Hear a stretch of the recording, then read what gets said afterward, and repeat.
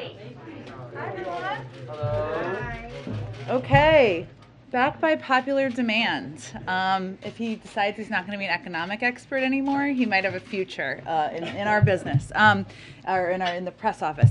So Dilip is back. He's going to give some brief comments at the top, take a few questions, then we'll do some briefing after then, and I'll just say at the top for anyone who needs to leave for TV, feel free to go. It's all fine. I will turn it over to Dilip now. Thank you, Jen. Good to see all of you again, but this is a briefing I never wanted to give. I'd like to start by saying the prayers of the entire world are with the people of Ukraine today as they suffer an unjustified, unprovoked, and premeditated attack by the Russian military forces. President Biden has said from the start of this crisis, if Putin chooses to invade, the cost to Russia will be immediate and profound, to its financial system, to its economy, to its technology base, and to its strategic position in the world. As the world has now witnessed, Putin has made his choice. He rejected diplomacy and chose war. And today, the president has announced our response. Because of Putin's choices, his flagrant violation of international law, and his utter disregard for the principles that underpin peace and security across the world, we will now ensure his decision is remembered as a strategic failure.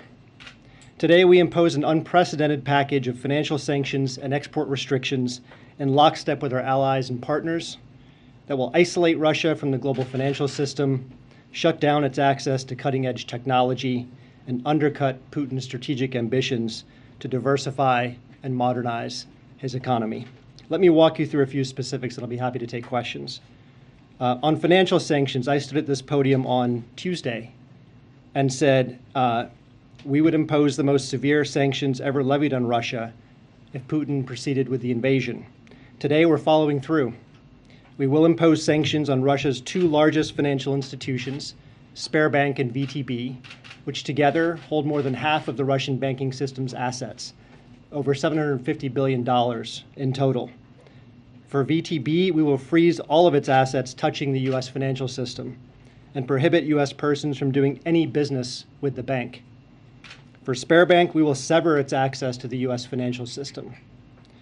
We'll also freeze the assets of and prohibit any business dealings with 3 additional Russian banks with combined assets of over $70 billion. We'll also restrict U.S. investors from providing debt or equity financing for 13 of the most critical Russian state-owned enterprises, which combined have estimated assets nearing $1.5 trillion. And finally, we'll also impose sanctions on the executives at these state-owned institutions, as well as additional Russian elites who are complicit in Putin's kleptocracy, and their family members. Those who've shared in the Kremlin's corrupt gains and stored their wealth in yachts and luxury condos and fancy cars will now share in the pain of these measures. In terms of the financial impact, as I said, these are the most impactful and significant sanctions the U.S. has ever taken. But financial sanctions are just one part of our response. We're also unveiling today an expansive and unprecedented set of export restrictions developed in historically close coordination with the European Union, Australia, Japan, Canada, New Zealand, the United Kingdom, and Taiwan. These new measures include sweeping restrictions on Russian military end users to impair Putin's military capabilities, and will also deny exports across Russia to sensitive cutting-edge technology, primarily targeting Russia's defense, aerospace, and maritime sectors. In total, the United States and our partners will effectively be cutting off more than half of all high-tech imports going into Russia. This includes curbing Russia's access to advanced semiconductors and other foundational technologies that Russia needs to diversify and modernize its economy. Working in tandem, these financial sanctions and the export controls will undercut Putin's aspirations to project power on the world stage. And those impacts intensified dramatically just today. The Russian stock market plunged over 30% at one point before being halted by local regulators. Russia's currency, the ruble, weakened to its weakest value on record against the dollar before the central bank intervened. And the price the market is charging the Russian government to borrow is now above 15%. These impacts over time will translate into higher inflation, higher interest rates, lower purchasing power, lower investment, lower productive capacity, lower growth, and lower living standards in Russia. To be clear, this is not the outcome we wanted. It's both a tragedy for the people of Ukraine and a very raw deal for the Russian people. But Putin's war of choice has required that we do what we said, and to ensure this will be a strategic failure. Finally, let me just say a few words about the impact of Russia's choices on the U.S. We've intentionally scoped our sanctions to deliver severe impact on the Russian economy while minimizing the cost to the U.S. as well as our allies and partners. To be clear, our sanctions are not designed to cause any disruption to the current flow of energy from Russia to the world. We've carved out energy payments on a time-bound basis to allow for an orderly transition of these flows away from sanctioned institutions, and we provided other licenses to provide for an orderly wind down of business. Let me just stop there and take your questions. I just had a real quick question. You said it would take some time before it affects the economy and inflation. What's the timetable? How long do you think it will take until you have demonstrable results? Well, look, these are costs that build over time. And as I mentioned, I think last Friday, any leader, whether you're an autocrat or a small d Democrat, has to pay attention to the living standards of your country. And already we're seeing the effects of these measures and the signaling that we provided over the last 3 months. Before these sanctions were implemented, inflation in Russia was 8.7%. The government's borrowing costs had spiked above 10%.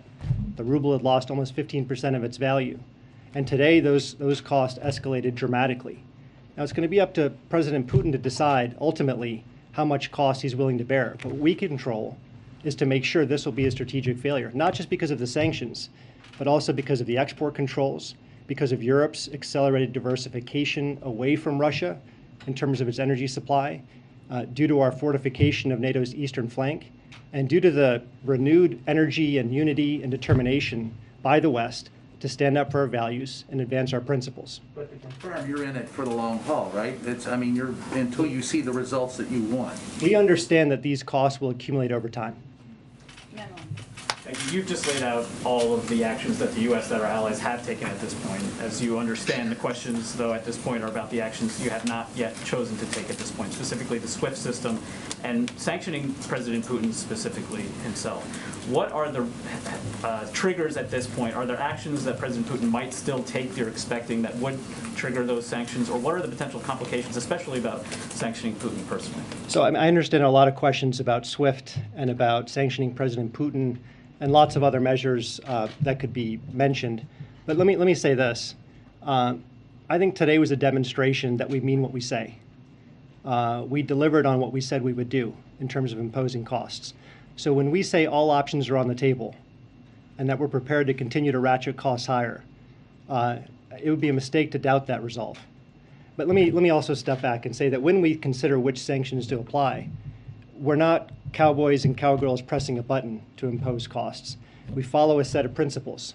We want the sanctions to be impactful enough to demonstrate our resolve and to show that we have the capacity to deliver overwhelming costs to Russia. That's one.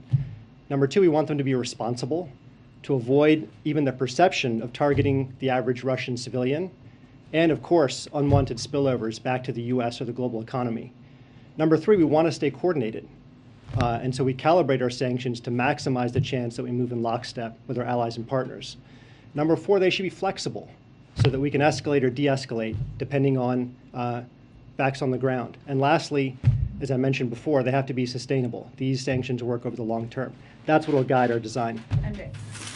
In light of the sanctions that were announced against individuals and entities in Belarus, can you tell us whether there are sanctions against any other countries that are being seriously considered at the moment? And what is the line that a nation would need to cross in this conflict for them to be on the receiving end of sanctions from the U.S.? Well, the Belarus measures were about delivering cost to a country that aided and abetted what we saw yesterday and overnight. But I have nothing else for you in terms of other countries being targeted.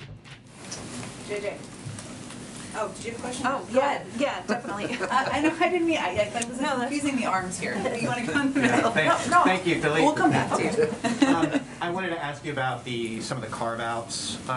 There are general licenses for more than a dozen areas, agriculture, energy, and you just said that the importance is to limit the impact on Americans.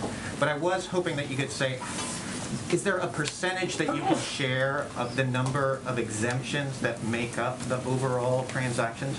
So the general licenses, what percentage of the transactions are under those licenses?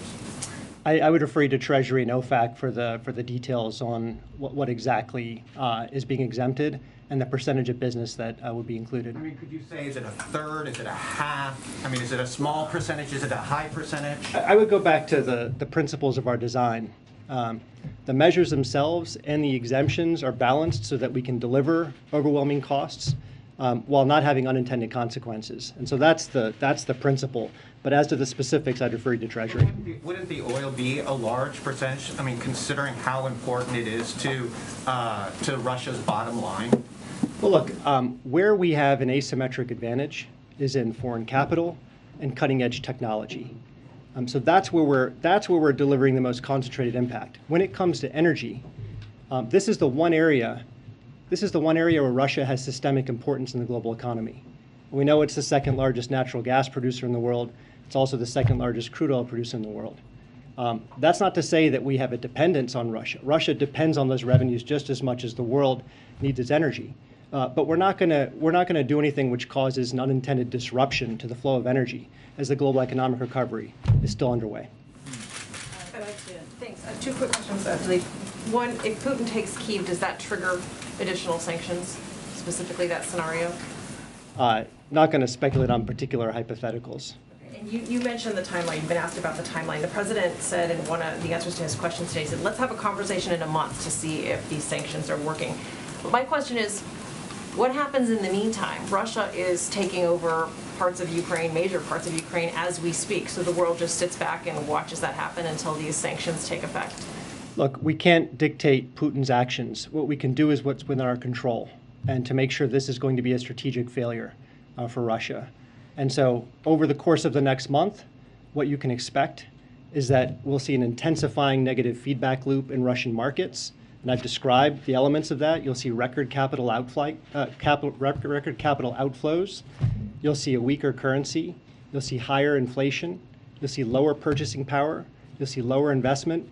And that negative feedback loop, the velocity of it, is going to be determined by Putin's own actions. And so that's what you should expect on the financial sanctions front. On export controls, what you can see is that over time, this is going to atrophy Russia's capacity to diversify outside of just oil and gas and to modernize the strategic sectors that Putin himself has said he wants to develop: aerospace, defense, IT, lasers, sensors. These sectors all depend on foundational technologies designed and produced by the West. You will begin to see a chilling effect take hold in Russia as those inputs are denied. Thank you. For weeks now, administration officials have repeatedly said, yourself included, that these sanctions are meant to deter and prevent Putin from moving forward, from acting. Can you help us understand why the president said today that no one expected the sanctions to prevent anything from happening? And then secondly, on a quick one on Putin sanctions, without talking about when you might trigger them, can you help us understand what harm they would do to him personally if you were to sanction Putin?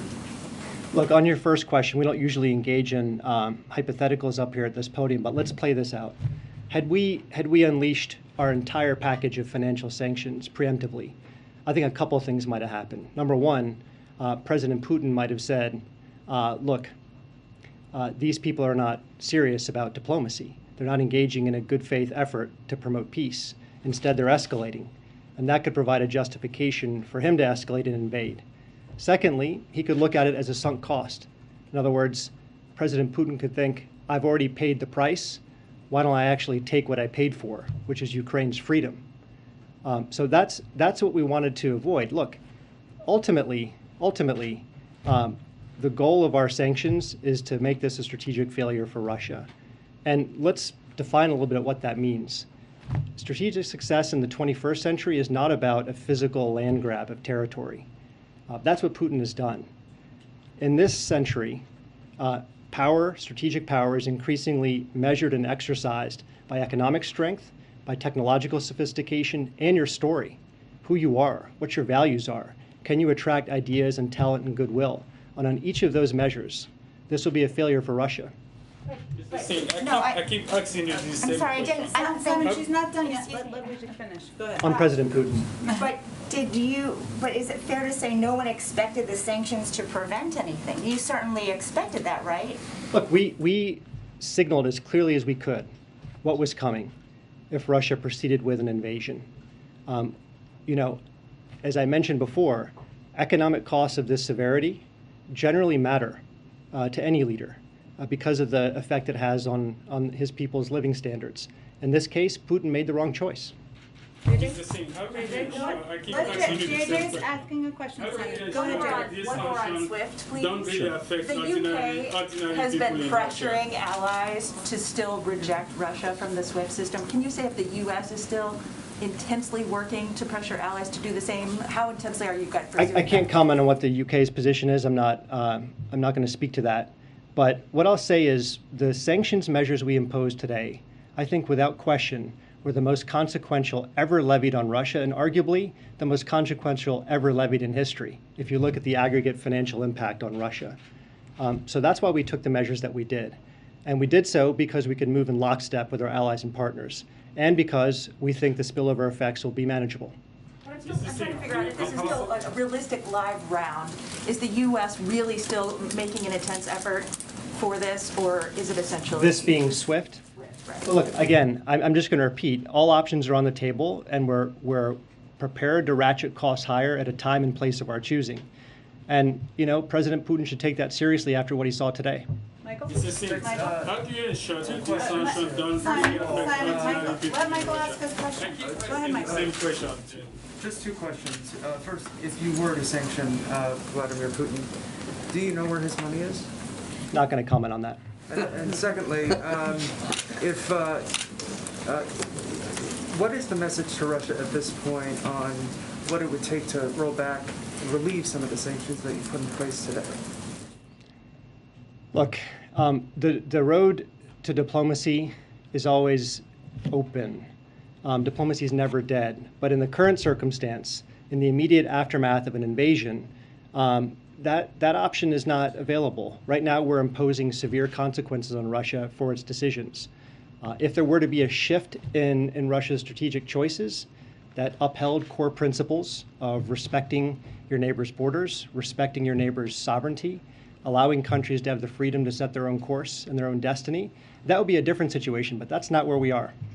Tyler? You suggested that there's things that still remain on the table, but as you walked through the hypothetical scenarios of trying to keep diplomacy open, you said that they have now crossed the line.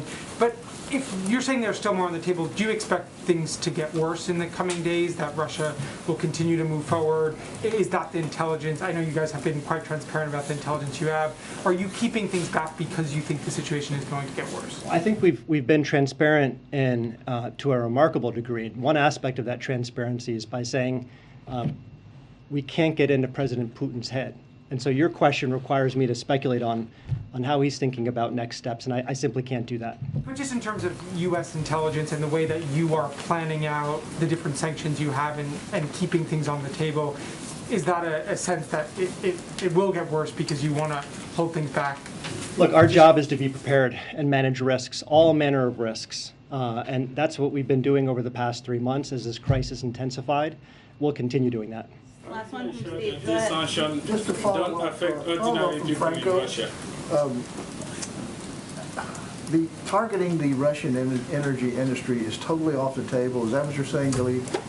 What I'm saying is that our measures were not designed to disrupt in any way the current flow of energy from Russia to the world. Now, we have also said we are going to cut off Russia's access to cutting-edge technology. That technology can be used across many sectors. And so as it relates to Russia's long-term productive capacity We are seeking to degrade that capacity, but nothing in the short term as it relates to energy. Thank you so much. Thank you for Thank you. joining Thank us. you, Jeff. Appreciate it. Okay, I know it's late, but we will get to as many people as possible. I just wanted to note a couple of things at the top for all of you. One, USAID put out an announcement that they've deployed a DART, or Disaster Assistance Response Team, to respond to humanitarian needs in Ukraine. This DART team, which is currently based in Poland, is working closely with European allies and partners who will be on the front lines of the response. The team will lead the U.S. government's humanitarian response to help address critical needs caused by Russia's invasion of Ukraine. The DART comprises 17 disaster experts from USAID who are assessing the situation, identifying priority needs to scale up assistance inside Ukraine, and working with partners to provide rapidly needed assistance to communities affected by the conflict. I know a number of you have also asked me, and we've tried to provide as much detail as possible about how the president has spent his time over the last period since last evening. I think we put out a few details, but just to reiterate for all of you, he closely monitored the events on the ground from both the Oval Office and then back in the residence over the course of last evening. We put out a few details last night, including the fact that he spoke repeatedly with his national security advisor, Jake Sullivan. He also spoke with his U.S. UN ambassador, Linda Thomas-Greenfield, before she gave that powerful speech at the UN last night. He received a briefing from Secretary Austin, Chairman Milley, Secretary Blinken, and his national security advisor around 11 p.m. approximately last evening as well. And as you know, he also spoke with President Zelensky. He continued to monitor closely into the wee hours last night. This morning, as you all know, he met for just about an hour with his national security team, which included both a full table in the room and full members from the cabinet, from the national security team on the screen. During that meeting, as is standard, he received an update from, of course, Defense, Intel, his diplomatic team about the status on the ground, and he has, of course, remained closely engaged with them through the course of the day. As you know, he also had a G7 meeting that lasted a couple of hours this morning, and he also spent an hour this afternoon on the phone with the leaders in Congress, Democratic and Republican leaders in Congress, briefing them on the situation on a secure call, briefing them on the situation on the ground, answering questions they had as well. So that has been his day to date, and he is continuing, of course, to focus on other priorities as president. But why don't we go to you, Zeke? Thanks, Jen. Just picking up on that, has the president made any additional foreign leader calls today? Has he spoken to President Zelensky since their call last evening? There's not been another call to President Zelensky. I expect, as you have seen over the past several days, he will continue to have calls with leaders. We will keep you abreast as those happen. And with the U.S. government saying that it believes that the Russian objective right now is to decapitate the Ukrainian government, does the U.S. believe that President Zelensky at this moment is safe? We're not going to get into security questions, but we are in touch with President Zelensky, and we are working to provide him a range of support. And President Zelensky, in addition to calling for the West to cut Russia off from SWIFT, also proposed or called for, demanded, I think was the word he used in a tweet, that the U.S. And its allies impose a no-fly zone over Ukraine.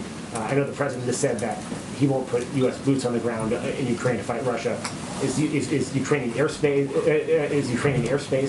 in play? Is that something that is subject to any discussions? We've certainly seen his tweet or his request via tweet, but I don't have an update on that request. Is that's not off the table? The no-fly zone's not off the table. Again, I don't have any update on this point in time or status of the discussions. Go ahead. Thanks. Just a follow-up on troops fast and a few cyber questions. Sure. Do you expect NATO to call up a major response force, and how many U.S. troops could be called to help in that effort? That's really up to NATO. As you know, we have a number of troops, thousands of troops that are on call, but that is a decision to be made by the NATO alliance. And the president said, if Putin pursues cyber attacks against our companies, our critical infrastructure, we are prepared to respond.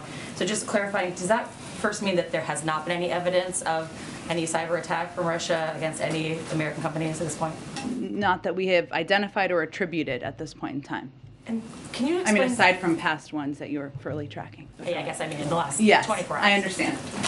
And can you explain more of the White House's thinking on kind of this debate in Washington about whether a cyber attack against a NATO ally would trigger an Article 5 response, a response from the alliance? Well, that again is up to the NATO alliance to determine, but obviously a cyber attack does constitute an attack, so that would certainly be a point of discussion among the NATO members. Okay, one more really fast. On the USAID disaster response you just mentioned, a 17-person team, is that enough? I mean, we're talking about, we've heard you guys talk about the potential of hundreds of thousands of refugees. You're absolutely right, and I think that's an important point. But what we're trying to do here is provide any incremental update on the status of what our work is. And I'll just note, and you may be fully aware of this, but in terms of humanitarian assistance, we have been the biggest provider of humanitarian assistance to Ukraine. We've provided over $52 million in humanitarian assistance to Ukraine in the past year. Over the past few weeks, we've committed additional funding and supplies to humanitarian organizations. There's been a specific need and therefore a focus on support services, food, clean water, hygiene, shelter, trauma, primary health care, and we're prepared to certainly provide a significant amount more. So this is just one step, obviously less than 24 hours after the events of last night, and we will continue to plus up from here. Go ahead. Jen, there are a number of protests within Russia itself. Are you monitoring this? What's your message to them? Well, there certainly are, and I know with everything going on, this may not have caught everybody's attention, but let me just note that, today we're seeing Russian people in the streets, open letters from leading Russian journalists and cultural figures denouncing President Putin's war of choice, and reports of Russian mothers concerned about the reckless deployment of their sons to this fratricidal war. I think it's important to remember back in 2014 when they didn't even acknowledge that they were sending Russian soldiers. They didn't even acknowledge when there were body bags coming back from Ukraine into Russia. And there is an outcry in the streets by Russian people, by more Russian people than I think many would expect. So despite Putin's crackdown at home, dissenting views remain, and I think that's important to note. To publicly protest against President Putin and his war is a deeply courageous act. Their actions show the world that despite the Kremlin's propaganda, there are Russian people who profoundly disagree with what he is doing in Ukraine. One more. Speaker Pelosi's talking about sending $600 million in lethal aid to Ukraine. Is this something you support? We are in conversations with Congress, and I mentioned the president spoke with leaders just earlier this afternoon. I don't have an exact number, but those are ongoing conversations about what needs the Ukrainians have on the ground in a variety of categories: security, humanitarian, other economic assistance. Go ahead. Does the U.S. have any analysis to indicate that there is dissent or division within Putin's government, or is it your understanding that Putin's government is united in this war? It's an interesting question, and Jamie, without getting into intelligence, which obviously we look at, I mentioned obviously Russians protesting in the streets. That's not exactly what you asked about, but if you watched the meeting the President Putin had with members of his national security team the other day, it was quite striking, the back and forth he had with his intel chief in that meeting.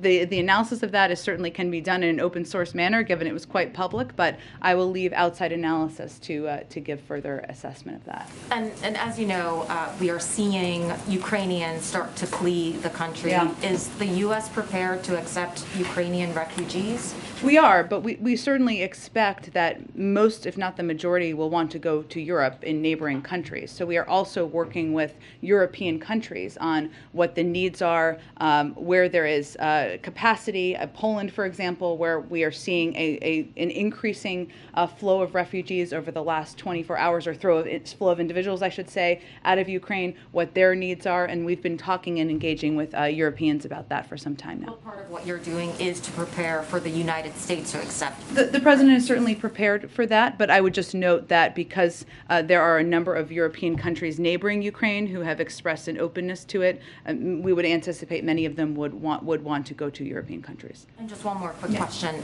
The president, of course, has repeatedly said that American troops will not enter Ukraine. Yeah. Is there any scenario that has been discussed where that decision might be reconsidered? The president has no intention of sending U.S. troops to fight in Ukraine. That has not changed. Go ahead. This was asked of the president earlier, but I don't think we got a full answer. Yesterday, Vladimir Putin said that he warned if others got involved of such consequences that you have never encountered in your history. Does the U.S. understand that as a threat of using nuclear weapons? Well, we can't obviously get into the mind of President Putin as much as he said that, nor do we know all the specific details about his strategic posture, but we don't see any increased threat in that regard at this point in time. Go ahead. Just follow up on some of the cyber questions. Sure. I know that you and others have talked about how the government is on alert for the potential of a cyber attack, but can you share, like, are there any specific steps that are being taken that you can share that the U.S. is doing to protect the infrastructure, power grid, U.S. banks? Well, I would say, one, there's been efforts that have been ongoing for some time, since the beginning of the administration, to harden the private sector, or work with the private sector in partnership to harden their cybersecurity protections. We've actually seen a great deal of progress made in the financial sector. It's one of the stronger sectors in terms of protections from a cyber front that we see out there. So it's been ongoing for several months. Obviously, when there are moments like this where we continue to watch and look for what the potential is, we continue to engage closely with a range of industries about what they need to do, about the potential threats, and that's something that happens obviously privately and through a range of agencies. I can see if there's anything more specific that we can read out to all of you. Just real quick, one follow-up. President Biden said that the U.S. is prepared if an attack comes there. He said prepared to respond. Would that response be a cyber attack? A cyber attack, yes. Would that be an equivalent cyber attack against Russia? Well, I would say that the president reserves the option to respond in any manner of his choosing, overt or covert, seen or unseen, as we like to say in more available English. But I'm not going to get into specifics of what that looks like. He has a range of options. Go ahead. Thanks. On oil prices in the SPR, does the administration have an oil price in mind that would trigger another release from the SPR? I think not that we're going to get into detail or from here, JJ. I understand certainly the question. What you heard the president talk about today, and I can just reiterate a little bit, is that what has been ongoing, both from the president, who's been very engaged in this, having conversations with leaders in the Middle East and other parts of the world, as well as many members of his national security team, taking whatever steps we can to mitigate the impact on the global oil markets. And obviously that means increasing supply. Obviously a coordinated release from the Strategic Petroleum Reserve would be part of that. But in terms of what that looks like or the specifics, I'm just not in a position to get into more details at this point. Thanks. If the worst happens and Russia either reduces the flow of natural gas or cuts off energy altogether to Europe, does the administration have a good idea for how long households in Europe could last under that kind of circumstance?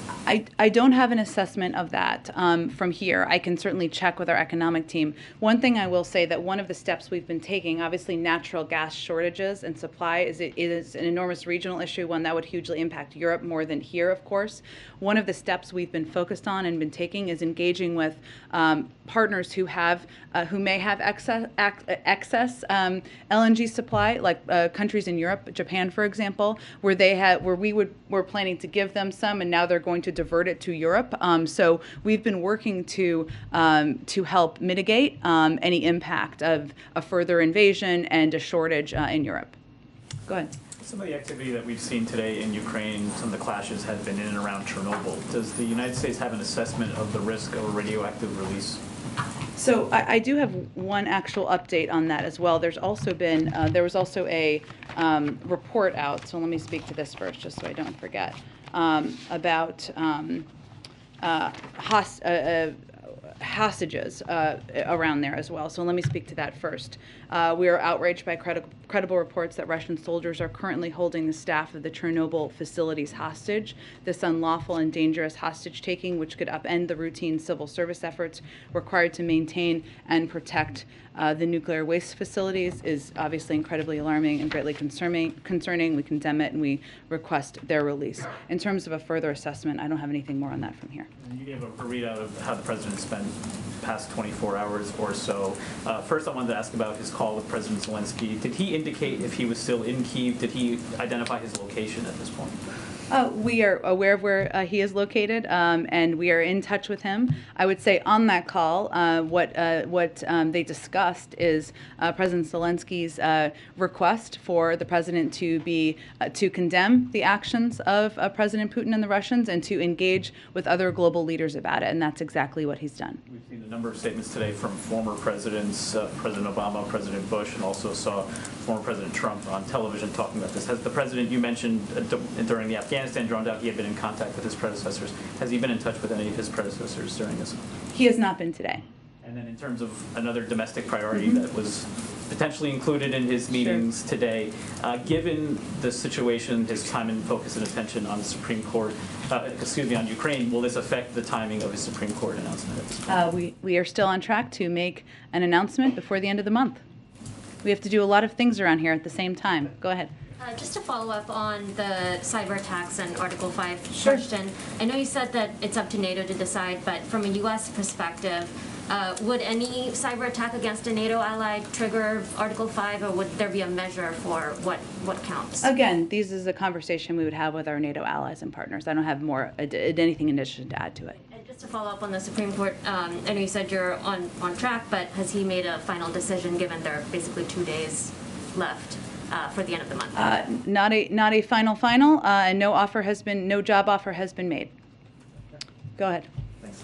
Just a couple. Are there any concerns or indications at this point that Russia had prepared for the sanctions that you're putting in place and kind of developed preemptively ways to blunt that impact? Well, it's an interesting question, and some of it is hard because it's hard to get into the minds of President Putin and the oligarchs around him. One of the steps we tried to take is to, as we were contemplating the individuals we were going to sanction, we sanctioned family members as well, because what we've seen the tactics they've used in the past is they've moved money around and resources around to family members, and we tried to address that on the front end. In terms of the banking and the financial sector, I mean, it accounts for such a large percentage of how they do business it would be a difficult thing for them to plan and plot against. And if you look to just even the anticipation of the potential sanctions, as Dilip was mentioning, the ruble is the worst performing currency in the world right now. Their inflation has skyrocketed. So we're even seeing in their markets the anticipated impact even before today, and that's even before the actual squeeze on the financial sector in the country. So it feels to me it would be a little hard to plan around and plot around given the significance of what was done today and the fact that when we sanctioning 10 of Russia's financial institutions and these export control measures, which essentially cuts President Putin off from semiconductors and access to a range of technology he wants for the future. Those are difficult things to plan ahead for. I guess secondly, does the administration have any assessment for how China is reacting to this at this point? Whether they are willing to provide support to Russia, how much, and has there been any kind of contact there to kind of attempt to move them off of any support? Well, in terms of what impact they can have, I mean, China only accounts for about 15% of China and Russia. I'm not sure. You can double check me on this. About 15% of the global economy. If you look at G7 partners in the U.S. and Europe, it's about 50%, right? So they cannot cover what the impact of the sanctions that have been announced in coordination with Europe, how they would impact Russia.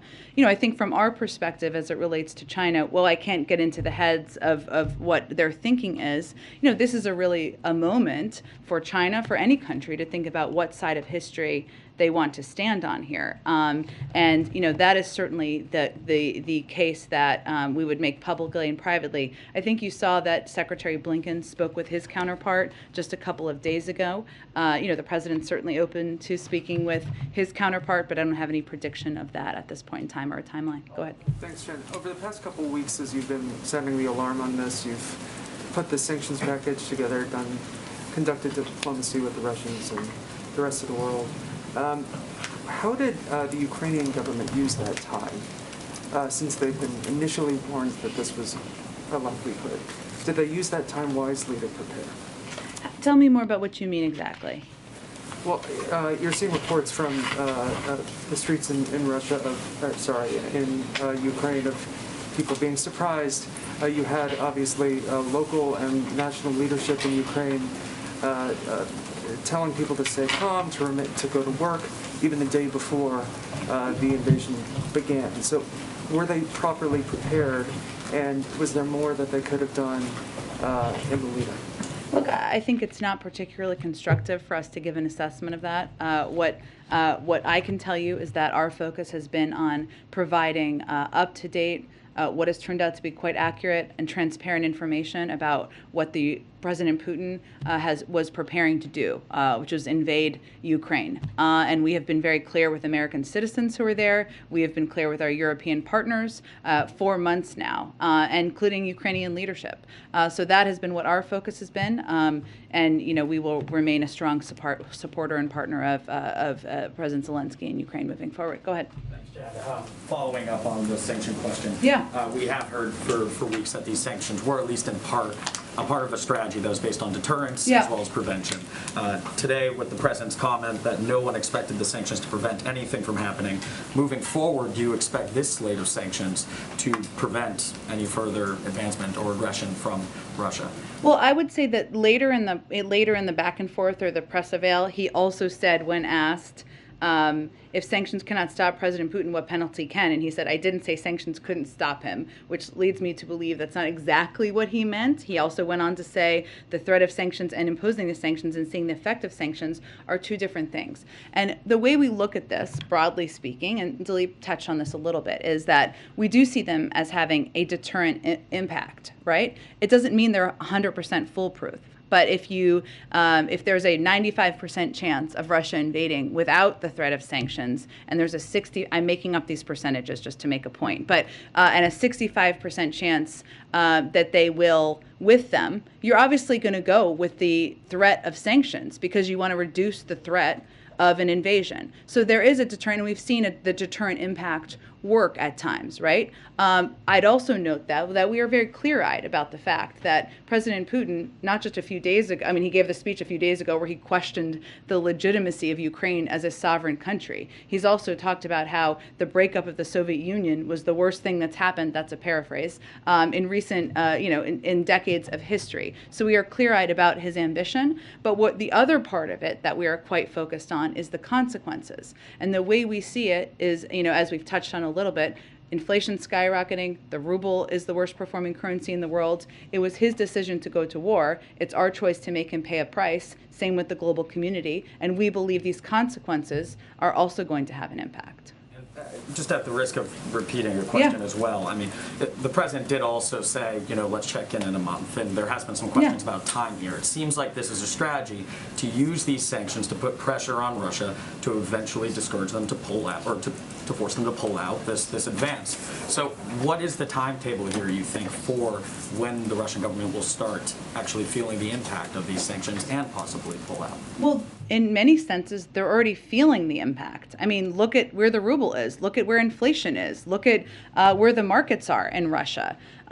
In terms of how Putin will feel the impact, we just sanctioned a range of oligarchs around him. We sanctioned 10 financial institutions.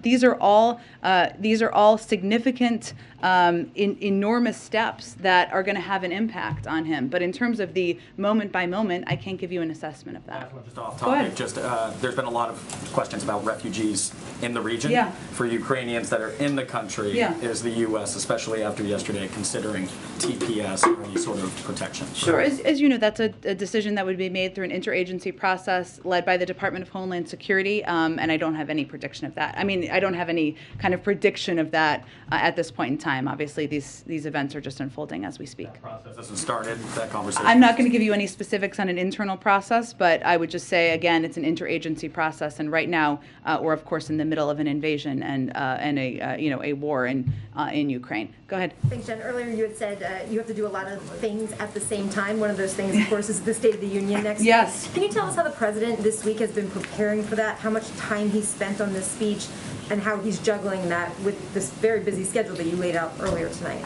Yeah, absolutely. So in addition to obviously being very closely engaged and leading the effort on the U.S. response to the Russian military invasion of Ukraine, the President has been working with speechwriters, working with members of his policy team to finalize details of his State of the Union, starting to do some read-throughs, not too many yet. I expect those will increase in the days ahead. I expect we won't have too much of a preview for you, maybe tomorrow, but maybe more likely this weekend. firsthand. He's also been engaging with his COVID team, talking about where we are in the state of the pandemic, what's next in the pandemic.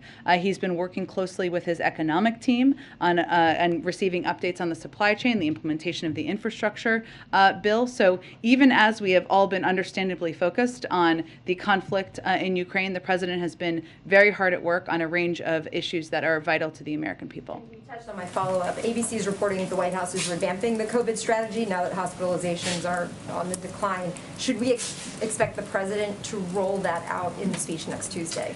I don't have any preview for you on timeline or format, but the president has been working and engaged with his COVID team for some time now, and we're making strong progress on moving toward a time when COVID is no longer a crisis. The COVID team has been spending a lot of time and energy, including with the president, working with experts inside and outside government, local public health officials and governors, and this work is broader than one piece of guidance. How we look at it is we're preparing to stay ahead of the virus, protecting our most vulnerable, keeping our country open, and that is going to look at everything from the CDC is obviously reviewing mask guidance, but also how we're going to ensure that vaccines, boosters, tests, treatments, and other important components of our medicine cabinet are available to the American people. Go ahead. Thanks, Jen. I had a couple of questions. Sure, and then I'll go to you next. Go ahead. Thanks. I had a couple of questions. First, a follow-up about some of the humanitarian needs you've been talking about. Sure. You've talked about how much money and supplies are going to be going, but how are you going to ensure that those supplies get to the Ukraine? Yeah. Is there going to be some sort of airdrop? And would the president consider putting U.S. boots on the ground for humanitarian needs to make sure they get to the people that need them? Well, we do have, fortunately or unfortunately, a fair amount of experience on providing humanitarian assistance in conflict zones, and we typically work, and USAID specifically has a great deal of experience with that, working with trusted third-party entities, obviously the government, which remains in power. So there's a range of ways that we would provide assistance. In terms of other mechanisms, I don't have anything to predict for you at this point in time. And then another question for you, and this has been happening while you've been up at the podium. Okay. So I'm not trying to ambush you, but I wanted to give you a chance to respond. Senator Ted Cruz is speaking at CPAC, and you came up. He called you "quote unquote" peppermint patty, and has encouraged people to boo you. So I wanted to. Don't tell him I like peppermint patty. So I'm not going to take it too offensively. Senator Cruz, I like peppermint patty.